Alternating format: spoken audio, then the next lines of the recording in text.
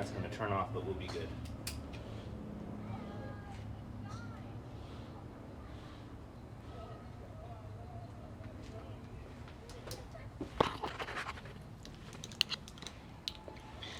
All right, Coach. What's going on, man? How you doing? Good to see you. Good to see you. It's been a while. It has. Haven't seen you since the state tournament for baseball. Basic Academy, winning the 5A state title. Congratulations on that. Thank It was you. a very interesting journey to be a part of that with you guys. How'd you feel about the season? Last season was a wild ride, you know. We had a very talented team. It started way back in the fall, last September, and, you know, getting those kids to buy into what Coach Scott Baker wanted to do and implementing it, it was fun to see. It was fun to go to and playing the Notre Dames in California and top schools in the fall, then going and playing the top schools at the National High School Invitational in Cary, North Carolina, and going to the Scott Boras Classic in Arizona too. Like, it's crazy to see, you know, your team's well and good, very good, until you see them against other teams, and you either like, wow, we need a lot of work on, or like, a lot of the times I was thinking, wow, we are exceptional, you know, because we're beating those teams as well. So it was a fun journey, and at the end we got hot at the right time, and because we were scuffling at the end of the year. I was nervous for you guys a little bit too during some points of the season. The kids said that they were going to turn it on, and they certainly did. It was fun to sit back and just watch them roll. Switch immediately went on when the playoffs started. Yes, Super excited. Okay, won the state title. You were with Basic Academy. What was more of like your role as coach? Because, you know, you have the head coach. There's a couple of different assistant coaches. Is there really a significant role in what each one does with the team? For the most part, yes. I was in charge with the catchers, and I help out with the hitters. So that's what my focus was on. I know Gar's had the pitchers. Garcia has the pitchers, yeah, and then Baker obviously has overall, just overlooks everything. It's his, you know, it's his team, so whatever he says goes, and it went in the right direction, and everybody agreed and jumped on board as far as the coaching staff, and so he does a really good job over there, and I really enjoyed my time over there at Basic. Good stuff. So we're here. You recently just accepted the head coaching position at Durango High School. Yes. Can you tell us a little bit about how that process went down? You know, you're at Basic. Me being on the outside, I'm like, whoever's on this staff, probably going to be good for the next 3 or 4 years with all the talent Yes. that they have, right? And so even though you guys have won that championship, you're here now. So how did that work out? You know, it's funny how it goes. I mean, my intention was never to leave Basic at the moment. I've always told myself I wanted to be a head coach here in Vegas, either that or try to go for a minor league coaching job. I got a text message right before we played Gorman on our doubleheader for Region, and saying that the Durango job opened up. This school, when I was playing in Vegas back from 96 to 2000, they were a very prestigious program. Their field was the #1 field in the nation back in 2001. They won multiple state championships, whether it was American Legion or spring season. And so, in my eyes, Durango was always a prestigious school and a program to be a part of.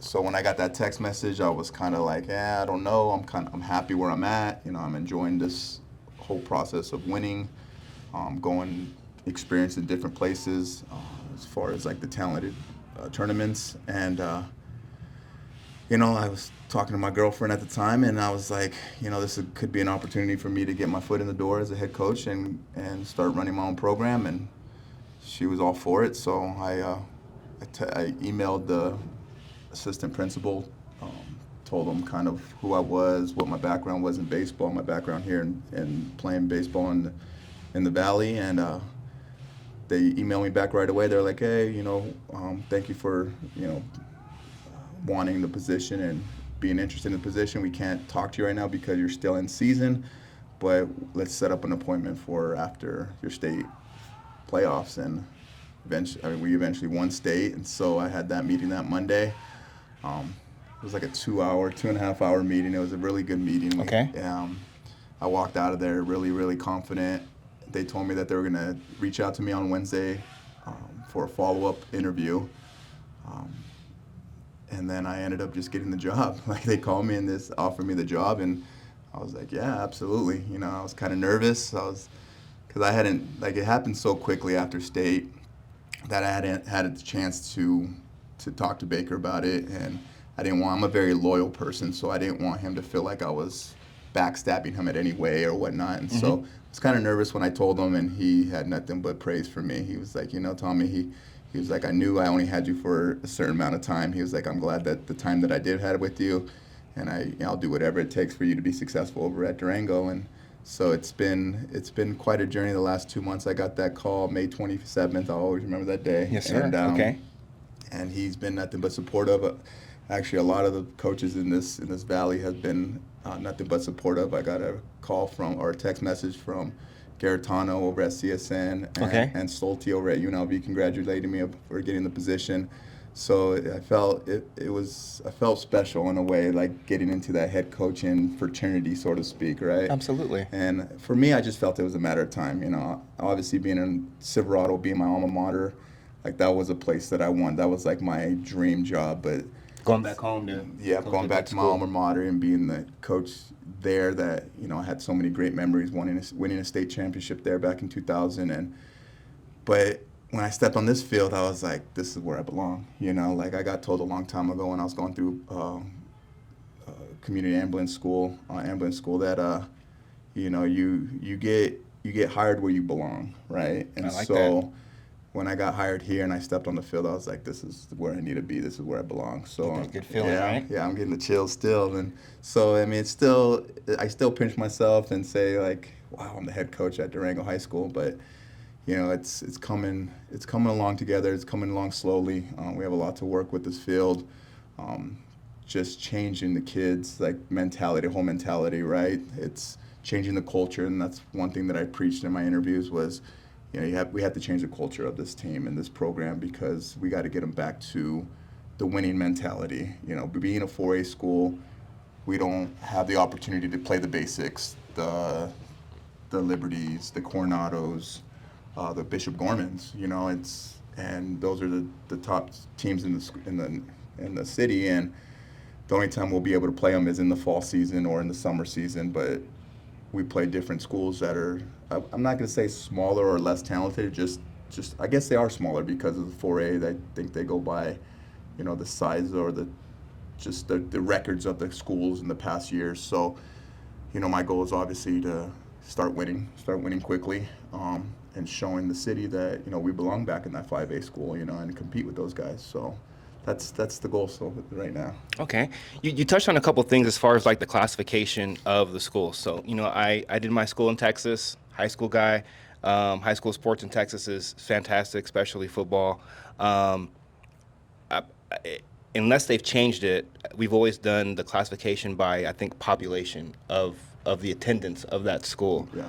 And I've heard, or maybe I've gotten it wrong, I think you may have touched on it, but here in Las Vegas or in the Nevada area, it's kind of like soccer in the sense that if you're a 5A school and you're not really doing well, can you get bumped down to 4A? Or how does that really work? And, like, why can't you guys play, like, the basics and the Coronados and the other schools during the season as far as, like, setting the schedule up? Or you have to, like, wait to see them in a tournament or? I think it's the classification happens every 3 years. Okay.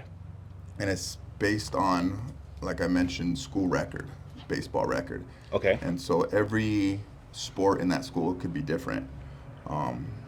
Every sport could have a different classification. Yes, because I know at Basic High, their football is 4A. But baseball is 5A. Yep. Ah. So it's based on their record. In order for us to get up to 5A, we would have to start winning. So what are those parameters? Like, they say you have to win. We all want to win, but do you have to get to a certain win record? Is it a district record, or? I don't know. Maybe it's a winning record. I mean, I just don't know, because I know if you're not doing, they're trying to make the competition fair, right? Make it fair, okay. Yeah. So, like, there's no reasons for us to play Bishop Gorman or Basic or Liberty and get blown out every single time and not having a chance to play for a state title, or getting knocked out early in the playoffs or whatever it may be. You know, they're trying to give everybody an equal opportunity, and they do the same thing. This is the first time they've been doing it in Vegas, because I know they've done it for years in California, in Texas and bigger states, and you know, it's worked well for them. And they have different, like the classifications in California, the CIA or whatever they call it, CIF, or they have different qualifications for that. So, you know, I think it's a good thing. I think it levels out the playing field, gives us a chance to make a run to state. You know, and playing, you know, if we start winning, everything happens when you win, right? So. Right. Okay. So I wrote down some notes. You know, I love these kind of conversations. I like the intimacy of just being able to sit down and just really just, you know, hone in and just ask some questions. Not some cookie cutter basic stuff. Yeah. If you look at like a publication like ESPN or something like that, they're still talking about Deshaun Watson. Yeah. It's nothing different. There's no like behind the scenes as far as, you get it. So as a brand new coach here, for me, kind of being on the outside, I wrote down a list of so many things that I think you as a brand new head coach has to fall within. And obviously that's getting your coaching staff together. Yeah. I put parents in parentheses because I know that parents in sports could go in so many ways, but parents are obviously very, very important to the program, especially when it comes to like fundraising and just getting support from the team and the community. It's really, really big. So your coaching staff, your family, then you have your players, right? And now you have varsity and a JV team, right? The camera can't see the field. We'll get some video of that for some BTS when we play it back. But you have things about getting your facilities in order, you know, locker room. How do you put all those things in order as far as like, you know, the importance, and what was some of like the top 2 or 3 things that you said, hey, taking over this position, these are the 2 or 3 things that I want to be able to tackle first before you get, you know, too deep into everything? I think when I first stepped in the field, obviously it was, I hadn't seen the field for a long, long time. I think I saw it one time in a tournament coaching a couple years ago when I was at Liberty. And I was like, whoa, that was the first time since I played on it back in 2000, where it was been a while. It was right up there with UNLV, like CSN. A top tier field. It was definitely a top tier field. I mean, it was 2001 National Field of the Year. So you don't get like that if you have a crappy yard, right? So that was my first thing on the agenda, was getting this field at least playable. There was a lot of things on this field that I was like, this is borderline city park, right? And they didn't really take care of it too much, and there's nobody to blame. It's just the way it went. So that was my first goal, was to get this field playable, which it's definitely playable now. My second goal was changing the culture of this team, you know, and this program. Just getting, like I mentioned before, is letting them know that I'm here, what kind of coach I am. Obviously, kids have to get used to your coaching style, your personality, coach's personality. So it was letting them know what I'm all about and being upfront and honest with the players, with the kids, with the parents. Like I told the parents, I'll be very upfront and honest. You might ask me a question and you might not like the answer, but you're going to know where I stand at. And I think that's more important than beating around the bush. Absolutely. And that's just the way I run my life. It's like, if you're going to ask me a question, be prepared to hearing something you don't want to hear. Like, that's just my thoughts. It's not that it's right, but it's just my thoughts, right? So get what you need to hear, not what you want to hear. Yep. And so, and then getting back to helping these kids, you know, it's all about, these kids play this sport because they love it, and their aspirations is to play professional baseball. That was mine when I was their age, you know, and I was fortunate enough to be able to do that for 8 seasons, which was an amazing ride, and I want every one of my kids to do the same thing. You know, obviously there's only a 1% chance of these kids making it pro ball, but hey, we could get them to get college education, whether it's junior college, D1, D2, D3, all the way down. And the path to professional baseball, it doesn't have to just be like high school to college to pros. Like there's other paths, JUCO, and Absolutely. like nothing is ever like just one way. No, there's definitely more ways to skin a cat, and you could either go straight from high school, play pro ball and start that route, which is very hard to be an 18-year-old kid trying to live on your own in a whole different city that you've never been in. When I played, I went to CSN for a year after I got drafted, and played there for a year, so I was home for another year. I was 19 years old, and I got shipped off to Florida, Tampa, Florida, and I had never been west of Albuquerque, New Mexico, or east of Albuquerque, New Mexico. So to be a 19-year-old on their own, on his own for the first time, and learning how to live life by himself and getting to the field and finding ways to live, eat, everything. And like at 19 years old, you grow up pretty quickly. And so it was a tough transition for me. So if I could give that information or let these kids know, like, hey, there's different routes if you don't want to go that route, or there's more ways, like I said, to skin a cat in. You could go the junior college way for 2 years or 1 year. You go the D1, D2, D3 year. You go 3 years of school. Now you're 21 years old and going to play pro ball, which could be more desirable. And then you get that college lifestyle as well. A lot of kids want that college lifestyle. They want to go out and go to these big parties and enjoy everything, play college baseball. Yeah, there's something different about going to college.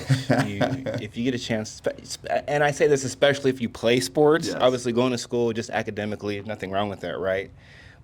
But as an athlete, it's just a different component. Absolutely. So, and it's just getting these kids to be great men, right? Great men in society. And like I told the parents when my first parent meeting, like, if these kids grow up and they don't play pro ball, but yet they become a manager someplace or own their own business or just become positive influences in society growing up. Like, I've done my job as a coach, right? I've done my job teaching these young men how to be on time, how to wear their uniform properly. So when they do have a 9-to-5 job, they wear their uniform correctly and they're not getting in trouble for it. They're doing their job, what they need to be done for the sake of the team or the company.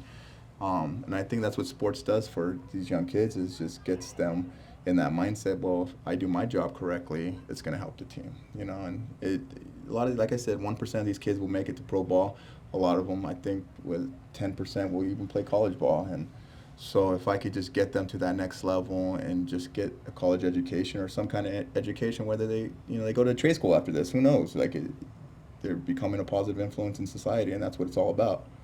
I had a coach, my high school coach, he texted me one day a long time ago, and I owned my own gym, and he said, not all of you guys made it, but now you guys are in your 30s and you guys are all great influences in society. You're either, gym owner, bar owner. I got friends that are the twins that own the bar, right? Mm-hmm. And they're doing very successful for themselves. I have another buddy that's a Henderson SWAT police officer, positive influence, right? My good friend is a real estate agent. The other one coaches at CSN. We've all become positive influences one way or another, and that's what it's all about. And as a coach, and for him to text me and said he was proud of all of us, it makes you feel good. Made me feel really good, and it kind of changed my perspective in coaching, because it was like, well, I want them to do what I did and go off and play pro sports, and that was my main focus for all these kids. Where it doesn't work that way. They don't all want the same thing. Yeah, absolutely. And coaching at Basic really opened my eyes too, because they are a good program, and some of them went off, and a lot of them went off and played college, and there were some that started working right away, right? And so you have to learn how to coach those kids too, that are just there to enjoy the rest of their high school baseball experiences, right? Future's going to be different, but Yes. they're still giving the effort and showing love for the game as well, just like everyone else. Absolutely, and be able to coach them as well too, and not just say, oh, you're not going to play at the next level, or you don't want to play at the next level, I'm not going to coach you. No, to get that kid, just as, give them the same opportunities you're giving other kids, and not favoritism, giving favoritism to one kid over the other because he's going off to play pro ball or playing college ball or whatever it may be, right? So, that's one thing that I've grown as a coach the last 6 years, was teaching every kid the same, no matter what, right? Giving them the same amount of reps. Absolutely. When it comes to coaching, right? You have. I remember kind of getting wind of this when I was with Ty and his brother all day doing their filming. He's got like a lot of these kids have coaches outside of their high school. So I forgot the gentleman's name, Lipke. Coach Lipke was their batting coach. And I also noticed during the season with Basic, other players like Cooper's dad, these guys have other people around. Is that hard as a baseball coach knowing that you're spending a good amount of time with these kids, but then after that they have I don't want not influence in a bad way, but they're getting other instruction, other information, other great tips. Is that hard to coach a player in that kind of scenario when, especially like these good players, they have a batting coach, father, summer league guy over here, and then you have the baseball coach. There's a lot of components. So, is that kind of hard to manage? How do you feel about that? Because, they need it. Yeah, absolutely. Everybody needs outside of work. They're 3 to 4 hours here every day is not going to give them enough reps to get to where they want to get to. I'm all for, I did lessons, Okay. I recently just stopped because I have so much going on, but, I did catching lessons on the side. I did hitting lessons on the side. So these kids do need that extra work. As far as fine-tuning things, it's, when it comes to a team sport, everybody's different, right? So everybody is not going to have the same swing. So it's learning that kid's swing and simultaneously working with that kid while he's working with his hitting instructor or his infield instructor or catching coach. Because, do I talk to Lipke? I've talked to Lipke multiple times. It's not about hitting just because he used to be the coach at Basic when I first got there. Oh, okay. And so I kind of know how he teaches and his mindset and his philosophy of hitting and swinging path. And then it's just kind of seeing, okay, well, it's hard to change a kid's swing, right?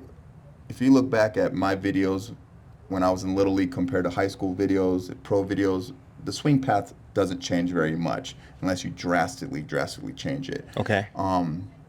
So when you get to this high school level, they've been swinging, their swing path has been the same for X amount of years. So now it's about, well, where's your zone at? Like, what kind of swing path do you have, and where in the zone are you going to be more successful swinging the ball at, right? If you have an uppercut swing, you're not going to swing at balls up at your chest or hip level, right? You're going to swing at balls below your knees because that's where your swing path is.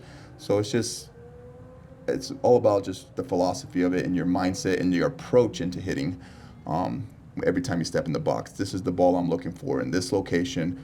If you get it, don't miss it. Right, and a lot of the elite players, they don't miss it, and that's why they're elite, is because they're able to do that day in and day out. And then it's teaching the kids that aren't there yet in the cages or whatever it may be to get to that level. Okay. Right, and that, I think, as a coaching staff over there, we did a great job at doing. I'm not a big, I'm going to change your whole swing up kind of guy. I'll fine tune things. I'll do drills to help you better on your swing, but I'm not going to change your whole body dynamic. There's, like we mentioned earlier, there's more than one way to skin a cat. And Absolutely. So there's more ways to hit and more ways to get to that baseball. We just got to find a way how to get to that baseball and be successful at it. Okay. Also, when it comes to coaching, like I said, I talked about the field. These things don't happen by themselves. Fundraising and getting the programs together to be able to generate funds helps you guys in the program out. So coming over to a new program, how do you go about, getting, or what goes into generating funds for a baseball program to get to where you guys want to be, as far as having the facilities and things like that to have have your players feel good, know that they have good equipment, and you look good, you feel you're gonna play better, right? So that's the mentality, right? You look good, you play good, and so how does that work as far as what do you need as a coach to get your things in order? I think every program needs money. Okay. And it's funny because, me being an assistant coach the past few years, like, I didn't have to ask, right? It was all on the head coach. And now that I am the head coach, it's getting easier, but it's not all the way comfortable for me to ask somebody, reaching out to my peers and saying, hey, I need $1,000 or $500, whatever X amount of money it may be, right? This is what I'm looking to do to the field. And like right now, I'm in the process. I reached out to about a dozen of my peers and trying to get advertisement signs, right? Okay. And just doing that, finding the time to sit down in my office at home and emailing them, following up on them, calling my apparel lady for the jersey when the jersey are going to be fixed or done for the fall season, all the practice gear. Everything goes. Like I have another company doing the baseball pants, like just reaching out to them, seeing like how much I owe for them, getting all the money collected from the parents and from sponsorships and whatnot. It's a lot, and I knew what I was getting into because Other than coaching, yeah, there's a lot an more admin part yeah, of the absolutely, of that the nobody job. sees, right? And it's like a iceberg, right? Only everybody just sees the very top out of the water On the and just bottom, sees us it's coaching in the field, but in the bottom, it's us doing all the legwork, right? And I was fortunate enough to really talk to Baker about it because he's a good businessman when it comes to baseball and running his program and how he that ran his guy's program. Coach Baker's good. He's a Yeah. mastermind at it, and so I was lucky enough to be by his side for the last couple of years and talking to him and texting him late at night when we're both up, and asking questions and things like that. So, and him telling me and being upfront and saying, this is everything that I got to do. Like, it sucks. Like, I gotta be up, he's up till 2, 3 in the morning doing all the, background stuff. And then now I'm doing it. And so, like, I'll text him and be like, man, now I know what you mean. It's like, shit. Like, last night I didn't go to bed till 2 o'clock in the morning because I was doing the website and all that other stuff. And so, but I enjoy it. That's the kind of stuff in baseball. I love baseball. Baseball and all the background stuff. That's what I signed up for, right? And Right. if I didn't love it, I wouldn't have signed up for it. I'd have still been a basic, just coaching the catchers and the hitters and enjoying sitting back and winning. And not to say my plan is to win here, right? And so I'm just going to take everything that I've learned as a player in my years of playing pro ball and my years of coaching from the Liberty staff and the basic staff, and implementing all of that into this program and hopefully becoming a winning program. That's the goal. Okay. So, some of the last questions here, mainly about the team. How was the team last year from what you were able to see, or just looking at records, any kind of observant? And then your team going into this season. I know it's still early. Fall ball or spring ball is still a ways away, but now that you have expectations, I don't want to hold you to that, but what are some of your thoughts going into the season? Where do you feel that you guys will probably be strong at? Maybe some opportunity areas that you guys are going to have to go through. What do you want to touch on with that? Coming in, like, people said I was crazy about my mentality, but growing up playing baseball, I've been fortunate enough to be a winner, right? Won a state championship in high school as a player, won 2 minor league championship rings with the New York Yankees. Nice. And then when I became a coach, winning 2 state championships in the spring season, and then winning American Legion state championship. And so, along the years, I've been fortunate enough to be with winners. And so my goal is the 4A state title, and that's what I've been telling these kids since I came. The first time I talked to them was, it starts now, and that was back in May 27th. I got hired. I met the kids a week later. So in June, right before we started summer ball, I said, this is the expectations that I'm looking for. This is what I want. I haven't even seen them play yet, but that's my expectations on who I saw on paper coming back, what their record was last year, and then when I saw them play, we didn't even have all of our kids, and I thought, well, we certainly do have a chance to compete, for it. Are we going to win it? Who knows? It's up to the kids, and it's up to the coaching staff on preparing them, and changing their mindset to, yes, it's either the 4A state title or bust. Especially for the seniors. I think we have 8 seniors this year. Okay. So they've been on a grind the last 4 years, and so I want them to go out as winners. We got a sophomore that's really good. He's off. He's not with us right now. He's off trying for the USA national team. Oh wow. Okay. And we got a couple other players that were all region and stuff last year. So I'm excited for this team. And How you guys doing? that's one of them right there. There's Okay. our senior catcher right there. Senior So, catcher. All right. But yeah, so I'm very excited for this year, and like I said, I think my mentality is this 4A state title. Who won the 4A state title last year?